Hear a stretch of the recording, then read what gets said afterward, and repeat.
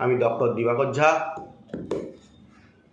CSC of Bardhaman clinic, doctor Batra's, HOD।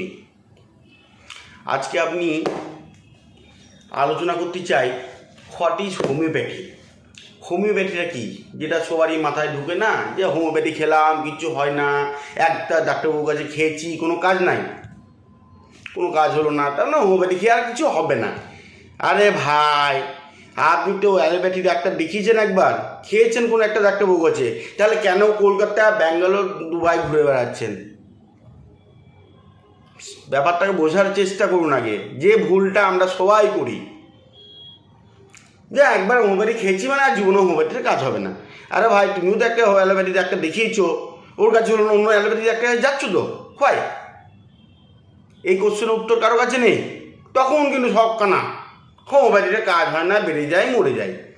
This is not তো। সব প্যাথিরই একটা সমান জায়গা আছে, সমানভাবে থাকে, কে কেমনভাবে কাজ করতে পারে, ঠিক আছে?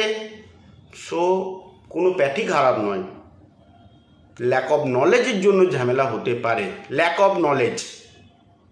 প্যাথি কোনো দিন খারাপ নয়, না হলে যিনি হোমিওপ্যাথি আবিষ্কার করেছেন তিনি তখনকার দিনের হ্যান্ডম্যান সাহেব, তখনকার দিনের MBBS সেরে এসে উনি হোমিওপ্যাথিটাকে আবিষ্কার করেছেন। তো তার একটা নিশ্চয়ই কারণ আছে, হোয়াই করেছেন সেটা আমি অবশ্যই জানাবো।